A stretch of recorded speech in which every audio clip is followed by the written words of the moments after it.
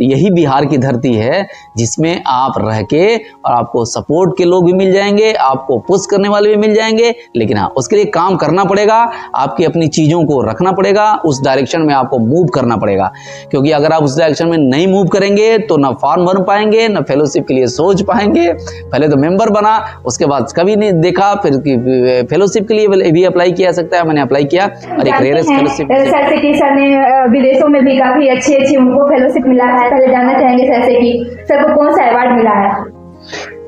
Thank you Priyanka. Actually मुझे एक fellowship मिली है, that is rarest opportunity, that is AOVET fellowship, that is association of orthopaedics end of north America. तो ये fellowship मुझे मिली है और मैं जनवरी में 1.5 महीने की है, मैं 1.5 महीने जाऊंगा। इसमें हमको US गवर्नमेंट जो है $1000 हमको दे भी रही है और थैंक यू। और उसके बाद तमाम तरह की अपॉर्चुनिटी है जिसके लिए आप जो है ना, आप PG करने के बाद भी वहाँ जा सकते हैं। और हम तो नौकरी करने के बाद ट्रेनिंग के लिए जा रहे हैं, AOVET फेलोशिप ट्रेनिंग के लिए। मैं उसके लिए मुझे था कि मेंबर बनना था, तो मैंने बना। और इसमें हमारी इसी बिहार के बांका के रहने वाले डॉक्टर शांति भूषण झा ने किया, जो कि US में ही सेटल्ड हैं और वो एसोसिएशन ऑफ AOVET के चेयरपर्सन हैं। तो उन्होंने हमको डायरेक्शन दिया कि आप ऐसे ऐसे करिए, तरीका बताया और बहुत हेल्प किया। बिना उसके बहुत लोगों को पता भी नहीं था कि दैट फेलोशिप किस लिए होती है। और ये मोस्ट प्रॉब्ली मैं 27 जनवरी से मेरा स्टार्टिंग वो है, मैं वीज़ा के लिए वो प्रयासरत हूँ, इमरजेंसी वीज़ा के लिए। और अगर जल्दी हो जाता है तो मैं जाके और फिर 11th मार्च को मैं फिर यहाँ रिटर्न बैक होऊंगा 1.5 महीने बाद। ये आपका एक्सपीरियंस हम सब के लिए भी काफी ज्यादा बहुत, ये बिहार के लिए का मैं बहुत आभारी हूँ। बिहार में रहकर मुझे ये मिला, ये हमारे लिए बहुत बड़ी बात है। और मैं शांति भूषण झा साहब का, सर का बहुत ही ऋणी हूँ। उन्होंने मुझे हेल्प किया इस डायरेक्शन में बियॉन्ड लिमिट जाके, and that is great.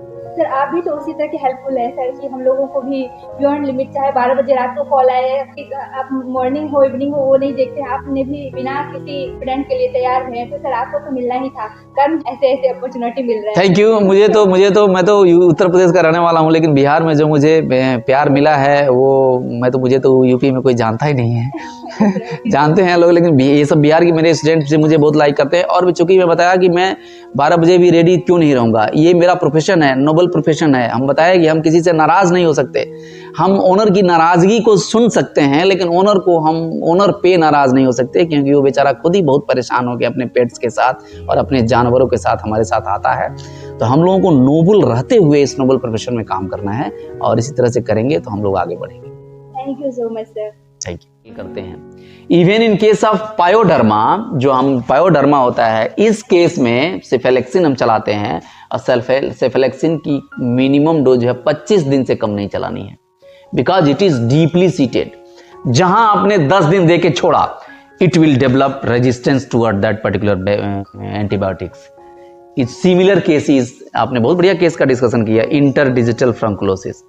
In that particular case, at least 8 weeks, you can go to 10 weeks also antibiotic coverage। जान लीजिए, अगर आपको ऐसा केस मिलता है कि एंटीबायोटिक चला है फिर भी नहीं ठीक हो रहा है, तो उसको आप that type of case is challenging, go for swab culture।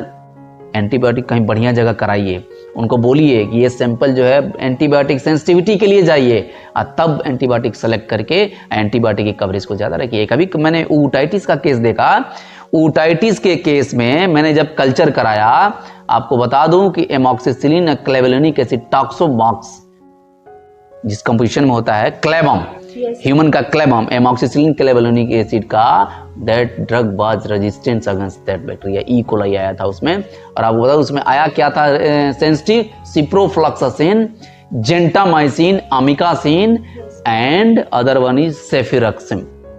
मैंने उसको सेफिरक्सिम पे लिया 5 to 10 mg पर kg body weight, ciprofloxacin year drop दिया, और एक जो है ईयर ड्रॉप जेंटामाइसिन हाइड्रोकॉर्टिसोन और इसका दिया। Now the case is going to recover. just imagine if you are not going to select proper antibiotic till proper dose, dosing उसकी पूरा दिन तक होना चाहिए। 8 वीक से अगर आपने कम में चलाया, फ्रंकुलोसिस एंड पायोडर्मा ये सब चीज बहुत रिगरस होता है, और इसमें इस चीज का ध्यान रखना है। हम यही फेल कर रहे हैं, हम 10 दिन लिखते हैं, इन 10 days हो गया। 10 days से नहीं, इतना कराना नहीं चाहते हैं। एकदम चाहेगा, ये आप समझाइए उनको, Yes, समझाइए। प्लस इंटरडिजिटल फ्रंकुलोसिस के रीजंस होते हैं। अब उस केस में वुंड जो रिकवर नहीं कर रहा है उस केस में आप ग्लूकोज टेस्ट भी के लिए भी जा सकते हैं, कहीं भी आपको अवेलेबल है सब चीज, ऐसा नहीं है। T3 hypothyroidism, T3 T4 TSH, ये भी एक एटियोलॉजी है। अगर इस तरह के केस रिकवर नहीं कर रहे हैं तो आपकी किसी आप कस्बे में, इवन आप अररिया में हैं, आप पूर्णिया में हैं, ईवरी आपको लैब मिलेगी, ह्यूमन लैब में आप सैंपल भेज दीजिए, he will give you result and accordingly you proceed. Surgery की नीड नहीं है, मेडिसिन से ठीक हो सकता है। सर्जरी की नीड है, अगर बहुत ज्यादा अगर वो हुआ तो सर्जरी उसको करके क्या करते हैं कि सर्जरी में उसको क्या करते हैं, उसको कट करके निकाल के कॉटराइज करके पहले करते हैं, उसके बाद दैट वेव्स, जो वेव्स होते हैं ना, उस वेव्स को हम फिक्स कर देते हैं।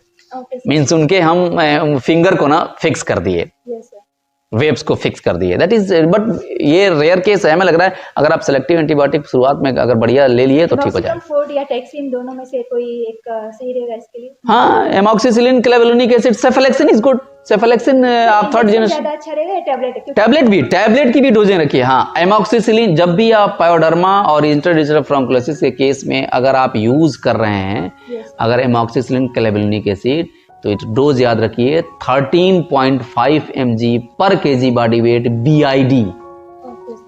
BID लेना ही लेना है आपको रिगरस। अगर अदरवाइज अगर आप चाह रहे हैं कि ये रिकर ना हो या इस तरह ना हो, तो आप 500 mg की टैबलेट अगर अभी आप दे रहे हैं डेली लो डोज में लंबे समय तक, 30 kg की है तो हाँ 500 mg चलेगा, कोई दिक्कत नहीं है। आप 13.5 mg से कैलकुलेट कर लीजिए, 500 mg से कम नहीं हुआ तो इसको आप लंबे समय तक चलाइए। अगर मान लीजिए कभी कभी क्या होता है कि रिकरेंस ना हो, रिकरेंस को हमको रोकना है, तो रिकरेंस को अगर रोकना है तो आपने एक स्टेज में 8 वीक्स चला दिया है, और बीच में फिर क्या करना है आपको कि बीच बीच में लो डोज में 500 mg एक ही दिन चलाइए, हफ्ते में 3 दिन 4 दिन, और तो इससे क्या होगा, रिकरेंस नहीं होगा। तो ये सब टिपिकल थोड़ी सी चीजें हैं जो कि पायोडर्मा इंटरडिजिटल फ्रंकुलोसिस को रोकती है। खाने पीने में भी कोई ऐसा ध्यान रखना चाहिए डॉग में कि हाँ ये खिलाना चाहिए? बिल्कुल, इसके केस में कभी कभी एलर्जिक्स भी होती है, जो एलर्जिक कंडीशंस होती है, जैसे हम मिल्क प्रोडक्ट्स को वो करते हैं। ट्रीट्स जो है बहुत लोग क्या करते हैं, चॉकलेट्स, ये सब चीज, ये सब बिल्कुल ये सब नहीं देना है ट्रीट्स उस समय का, मिल्क प्रोडक्ट्स नहीं देना है, और जैसे पनीर है ये सब चीज, इवन चिकन मटन भी उस समय नहीं देना है जब तक ये कंडीशंस आती है। तो इस तरह से थोड़े दिन प्रिवेंट करके रखते हैं, फिर ठीक हो जाता है। सर आजकल एनेस्ट्रेस का भी देखा जाता है कि डॉग सब में रहता है, हीट में नहीं आ रही है, तो ऐसे कंडीशन में क्या डॉग कैट के लिए दोनों के लिए एक ही कर सकते हैं? डॉग के केस में स्ट्रेस फ्री रखना है, उसके साथ मतलब उसको बैलेंस डाइट देना, बिल्कुल वो सब चीजें तो नॉर्मली है, वो सब चीजें। और जनरली ये केस जो है, अगर कोई मान लीजिए कोई ऐसी ग्रोथ है तो हम अल्ट्रासोनोग्राफी के थ्रू भी गायनेकोलॉजी के लोग देखते हैं कोई ऐसा सिस्ट या इस तरह की चीज़ है, लेकिन जनरली बहुत कम केसेस होते हैं जो इस तरह के हार्मोनल थेरेपी की ज़रूरत पड़े इसमें। कम हमने देखा है, मैंने तो ज़्यादा केस नहीं देखा है चूँकि, लेकिन सुनते हैं। तो इस तरीके में सप्लीमेंटेशन तो डॉग ओनर रखता ही है, ऐसा नहीं है, मिल जाता है सप्लीमेंटेशन, सबको कर लेता है वो सप्लीमेंट। तो कंडीशन साथ ही कोई डिजीज कंडीशन ऐसी होती है तभी इस तरह की कंडीशन। जनरली हम डॉग और कैट को किस तरह का फूड देना चाहिए कि वो जल्दी से बीमार ना हो? बैलेंस डाइट में किस तरह से देना चाहिए, घर का ही? देखिए, होम फूड पे भी रखिए, और आजकल अच्छी कंपनियां भी अच्छी चीजें बना रही हैं। हाँ, तो कोई जरूरत नहीं है, हम कंपनी का नाम तो नहीं लेंगे किस कंपनी का है, लेकिन तमाम तरह के फूड्स हैं आजकल, बहुत बढ़िया आ गए हैं, जिसमें मल्टीविटामिन, मिनरल्स और सब कुछ है। तो देखिए, मल्टीविटामिन मिनरल्स का सप्लीमेंटेशन तो आपको रखना ही है, ठीक है ना। कितने दिनों तक मिनिमम रखना चाहिए मल्टीविटामिन आप 10-15 दिन दे दीजिए, जब भी आपको लगे कि 15-20 दिन, जब भी आपको स्ट्रेस पीरियड, जैसे ट्रांजिशन पीरियड होता है, आप गर्मी से जाड़े में घुस रहे हैं, जाड़े से फिर गर्मी में जा रहे हैं, तो इस तरह के कंडीशंस में आप प्लस जैसे पप्स में पारो वायरस का इन्फेक्शन होता है, तो इसको जनरली इसको ही प्रिवेंट किया जा सकता है कि ज़्यादा एक ही साथ 5-6 पप्स जो है ना रहें। तो क्राउडिंग से भी ये सब बीमारियाँ स्ट्रेस में आते हैं एनिमल्स, और होता है, तो ओवर क्राउडिंग भी नहीं रखना है। और मिनरल विटामिन सप्लीमेंटेशन तो देखिए रखना ही है, स्पेशली इस पीरियड में। जैसे फिर एक्सरसाइज बहुत इंपॉर्टेंट है। आप अपने डॉग को देखिए, देसी जो डॉग हैं वो सर कितने दौड़ते हैं, कितने वो करते हैं। आजकल हम बिल्कुल अपार्टमेंट में बंद करके रखे हैं, तो ये सब चीज़ें थोड़ा सा चैलेंजिंग है।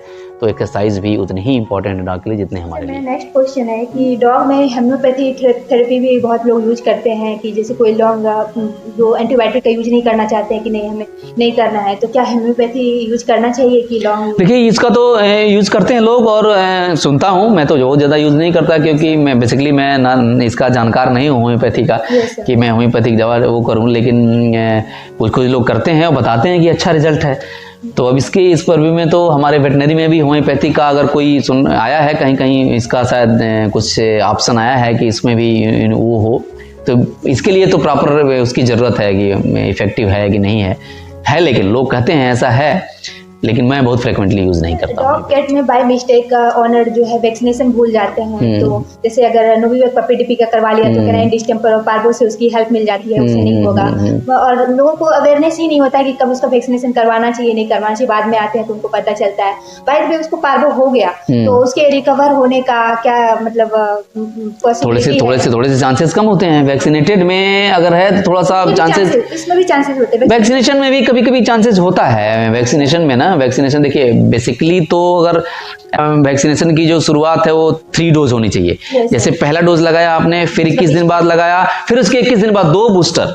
इट इज एज पर वासावा के रिकमेंडेशन है ये कि 3, लेकिन जनरली होता क्या है कि ओनर ये समझता है कि डॉक्टर जो है पैसे लेने के लिए, और अल्टीमेटली ब्लेम तो जाना ही है कि भाई, लेकिन ऐसा नहीं है। आप अगर रियल में अगर आप वासावा गाइडलाइंस पढ़ें तो उसमें एकदम है कि 1 डोज जिस दिन शुरू कर रहे हैं आप उसके बाद 2 बूस्टर लगना चाहिए।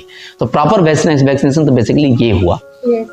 तो ये सब चीज़ें लोगों को थोड़ा समझाना है, चैलेंजिंग है। ह्यूमन में भी ऐसा नहीं है, ह्यूमन में भी लोग सोचते हैं कि डॉक्टर ज़्यादा पैसा ले रहा है, ये कर रहा है, वो कर रहा है, और हर डॉक्टर का तरीका अपना अपना अलग होता है, वेरी करता है अपना डायग्नोस्टिक प्रोटोकॉल और ये सब। तो ये सब थोड़ा हमको देखना। सर आजकल देखा जाता है ह्यूमन के तरह डॉग को भी डायबिटीज हो रहा है, क्योंकि अब वो भी हमारे घर की फूड खाने लगे, उसे भी चॉकलेट खिला देते हैं, जो हम खाते हैं उसे भी खिला देते हैं। पहले तो ऐसा होता नहीं था सर, नेचर में रहता था तो उसे इस तरह का कोई डिजीज होता नहीं था। आजकल इस तरह का देखा, डायबिटीज हो गया, हार्ट फेलियर, कुछ भी इस तरह के बहुत सारे डिजीज देखे जा रहे हैं। तो इसको किस तरह से कंट्रोल करना चाहिए, ऑनर को किन बातों का ध्यान रखना चाहिए कि उनको फ्यूचर में इस तरह के मैटर को फेस ना करना पड़े? देखिए सबसे बड़ी जो इसके लिए है, मैं बताया अभी, एक्सरसाइज। आप डायबिटीज बहुत केसेज आ रहे हैं, डायबिटीज की वजह से renal failure plus blood protozoan का इन्फेक्शन, और ये एक्सरसाइज जो हम अपार्टमेंट में बंद कर दिए डॉग को, उसको बाहर नहीं निकालना, दौड़ाना नहीं, घुमाना नहीं अच्छे से, यही सब इसका रीज़न है। इवन ह्यूमन में भी यही है, डायबिटिक और प्लस डाइट कंट्रोल। अगर आप डाइट देते हैं, डाइट अगर आप समय से दे रहे हैं, उसको समय से जितना खाना खिला रहे हैं, जितना उसको खिलाना है वैसे खिला रहे हैं, तो इस पर हम कंट्रोल किया जा सकता है। चेंज करके, हाँ, लाइफ स्टाइल तो चेंज, उसकी भी लाइफ स्टाइल हम ह्यूमन उसकी लाइफ स्टाइल को बदल दिया है। हम उसको बंद करके रख लेंगे, घर में एक्सरसाइज नहीं देंगे तो कार्डियोमायोपैथी में तो जाएगा, डायबिटिक में जाएगा। तो इस तरह की चीजें हैं जिसको हम जो है करके, और हम अपने ओनर को करके कर सकते हैं। अवेयरनेस डेवलप करना पड़ेगा हम लोगों को। ग्रूमिंग आजकल बहुत चल रहा है, इसका आजकल ये हो गया, फैशन हो गया है, और वो जरूरी भी है कि एक्चुअली उसको स्किन डिजीज है, हेयर फॉल होता है। तो ऐसे में ग्रूमिंग कितना इम्पोर्टेंस रखता है, और बिल्कुल शैम्पू का यूज करना चाहिए जिससे कि बिल्कुल इम्पोर्टेंट है ग्रूमिंग प्रियंका। और ग्रूमिंग और इस बात से ये पता चलता है कि रियल में बहुत बड़े बड़े बाल हैं एनिमल्स में, और उनको पता ही नहीं है कि पेट्स में, और उनको पता ही नहीं है कि टिक्स कहाँ है, क्या लीजन्स है, क्या है। कभी कभी ऐसा होता है ब्लड गिर रहा है, मक्खी पड़ी, घाव हो गए बड़े बड़े। तो आपको अगर रियल में रख रहे हैं, अगर आपके पास देखिए स्पा फैसिलिटी जहाँ रहेगी वहीं कराएंगे आप, ग्रूमिंग जहाँ रहेंगी वहीं कराएंगे। तो जहाँ अगर है तो एक बार कम से कम जाके ग्रूमिंग से या इससे जो है उसके स्किन का सर्कुलेशन, इवन आप घर में भी करते हैं, कॉम्बिंग तो करते ही है घर में। तो कॉम्बिंग घर में, लेकिन बड़े जानवरों जो बड़े हेयर्स वाले पेट्स हैं उनके लिए थोड़ा चैलेंजिंग हो जाता है वो केवल कॉम्बिंग से। तो इसलिए ये भी जरूरी है। अगर आप, कितने लोग तो शौक से रखते हैं कि भाई हमारे पेट्स के बाल जो है बढ़िया सेट करके बढ़िया लगे, कितना बढ़िया दिखता है, तो करते हैं और अच्छा लगता है और कराना भी चाहिए। लोग बहुत, और इसका एक ये इसको फैशन मत मानिए, इसको हम लोगों का जिसे एक तरह से ट्रीटमेंट पॉइंट ऑफ व्यू से लीजिए इसको। और शैम्पू जो है, शैम्पू तो डिफरेंट कंडीशंस के लिए डिफरेंट शैम्पू है। अगर आपको टिक्स के लिए लेना है तो उसके लिए अलग है, अगर आपको लग रहा है कुछ फंगल इन्फेक्शन है या बैक्टीरियल इन्फेक्शन है उसके लिए अलग है। तो ये तो खैर डॉक्टर बताएगा आपको कंडीशंस देख के कि स्पेशली कौन से शैम्पू है। आजकल ड्राई शैम्पू भी आए हैं, आजकल ऐसे भी शैम्पू आए हैं कि जो कि मतलब एकदम आपको आयुर्वेदिक टाइप का, और वो सब चीज़, जैसे पेटी स्टोर्स बहुत हैं यहाँ, बोरिंग रोड में भी पेटी स्टोर्स है। हब्स ने हेड्स ऑफ फार्टेल्स दिल्ली की फ्रेंचाइजी जो यहाँ पहली बार रन कर रही है यहाँ पे, और आप देखेंगे वहाँ जाके कि आपको लगेगा कि क्या ब्यूटीफुल प्लेस है वो। विजिट भी करना चाहिए वो प्लेस की, कैसा खुला है वो, कैसा, कितना बढ़िया लगता है देख के कि पेट्स के लिए ऐसी फैसिलिटी अब पटना में भी है। तो स्पा और इस पे सब फैसिलिटी अच्छी है, और आप जिसके पास है उसको कम से कम महीने 2 महीने में एक बार तो कराना ही चाहिए। ओवरऑल आप सर पेट ओनर के लिए क्या मतलब एडवाइस देना चाहेंगे? उनको परेशान नहीं होना है, पेशेंस से काम लेना है, और कोई भी हर तरह का वैक्सीनेशन उसको टाइम से करवाना है। कभी कभी होते पेट ओनर कुछ ज्यादा ही हाइपर एक्टिव हो जाते हैं, कभी इस डॉक्टर से दिखाया, कभी उस डॉक्टर से दिखाया, और ऐसे कंडीशन में है कि उसका प्रॉपर ट्रीटमेंट नहीं हो जाता है, दवाई चलने की कंडीशन में ही कभी उसकी मौत हो जाती है, और पूरा का पूरा ब्लेम जो है डॉक्टर पे आ जाता है। फिर बोलता है कि मैंने आपसे दिखाया है, ऐसा। देखिए होता है कभी कभी ना, होता है कि ठग जैसे इंटरडिजिटल फ्रंकुलोसिस की अभी हम बात कर रहे थे। इंटरडिजिटल फ्रंकुलोसिस का एक केस आया हमारे पास, और वो जो है since last 3 years she was wandering इधर एंड और वो उसको मैं जब अब उनकी स्टोरी सुन लीजिए, मैं जब प्रोटोकॉल बताया कि आपको CBC भी कराना होगा, LFT भी कराना होगा, ब्लड ग्लूकोज भी कराना होगा, और T3, T4, TSH भी कराना पड़ सकता है, बिकॉज ये सब यूटियोलॉजी उससे रिलेटेड हैं। और मैंने फिर कल्चर के लिए बताया कि आपको पस कल्चर भी कराना होगा, ताकि which antibiotic is best suited for this case. तो उनको जब मैं कराने के लिए बोला तो सर वो केवल पस कल्चर ही भेज दीजिए, ये कर दीजिए, वो कर दीजिए। तो पस कल्चर हम करके एंटीबायोटिक तो चला देंगे। अगर हो सकता है कि डायबिटीज हो आपका डॉग, हो सकता है कि हाइपोथायराइडिज्म हो, अरे भाई तो मेरा मोटो तो कराने का कंप्लीट डायग्नोसिस का था। Owner is not going to accept the, भी हमने रिकमेंडेशन दिया उसको। तो कभी कभी हमको ओनर को यही बताया ना कि ओनर को ये लगता है कि डॉक्टर साहब अपना जो है पता नहीं क्या लिख रहे हैं, इतना ज्यादा लिख रहे हैं, क्योंकि पहले से थका हुआ है वो।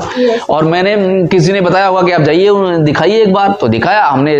जब बढ़िया से चीजें अपना बताई, क्योंकि चीज तो कॉम्प्लिकेटेड हो गई है, तो ओनर को भी कभी कोई बात करे, हमने पस कल्चर ही उनका कराया। पस कल्चर के अनुसार जो भी एंटीबायोटिक आएगी, डीप बताया मैं कि डीप बैक्टीरियल इन्फेक्शन होता है, लंबा ड्यूरेशन तक हम चलाएंगे डीप एंटीबायोटिक्स, देखेंगे। लेकिन अगर उसी के साथ मान लीजिए वो डायबिटिक हो, अगर मान लीजिए किडनी उसकी कंप्रोमाइज्ड हो, मान लीजिए उसको हाइपोथायराइडिज्म है, तो फिर हम कैसे ठीक कर पाएंगे? क्योंकि वो ओनर रेडी ही नहीं है कराने के लिए कि ये सब कंप्लीट हो हमारा। हालांकि काफी पढ़े लिखे ओनर की मैं बात कर रहा हूँ, देखने से भी, और वो काफी अच्छा, लेकिन she is not ready, then okay no problem, I will proceed according as per your suggestion. तो ये सब चीजें काफी चैलेंजिंग है। और डेथ होता है तो वो ब्लेम तो डॉक्टर पे ही आता है। हाँ, तो ब्लेम डॉक्टर है तो फिर तो कोई बात नहीं, ब्लेम तो हम तो ऐसे प्रोफेशन में है ना, हम किसी को बुरा नहीं बोल सकते ना।